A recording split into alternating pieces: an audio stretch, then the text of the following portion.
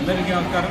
ఇవాళ నిజామాబాద్లో international yoga day సందర్భంగా శ్రీరామ గార్డెన్స్లో అందరూ యోగా పార్టిసిపేషన్ రావడం జరిగింది. స్కూల్స్ నుంచి తర్వాత లోకల్ యోగా అసోసియేషన్స్ అందరూ రావడం. సో అందరూ యాక్టివ్గా పార్టిసిపేట్ చేశారు. అందరికీ పేరు పెట్టిన అభినందనలు.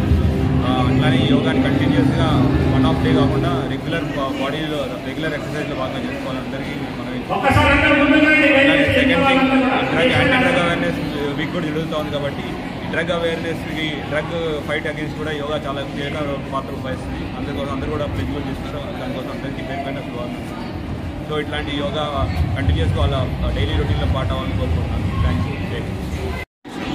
ఈరోజు జూన్ 21 రోజున 11వ అంతర్జాతీయ యోగా దినోత్సవ సందర్భంగా అందరికీ శుభాకాంక్షలు, శుభాభినందనలు. యోగా గురువులకు పాదవందనం చేస్తూ ప్రధానమంత్రి నరేంద్ర మోడీ గారు ప్రధానమంత్రి అయిన తర్వాత ఆయన కృషితోటి ఈ యోగా దినోత్సవం జూన్ 21 రోజున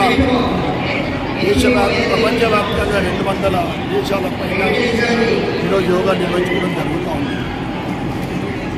యోగా ద్వారా మనిషి ఉల్లాసంగా, దృఢంగా, ఆరోగ్యంగా ఆ రోజంతా కూడా అమ్ముకోవడానికి మొత్తం ప్రపంచంలో కూడా శాంతిని లేకుండా చేసుకోవడానికి వరకు అమెరికన్ సామ్రాజ్యవాదం చేస్తుంది. ఒకటే ఆయుధాలు అమ్ముకోవడమే దాన్ని పనిగా పెట్టుకుంది.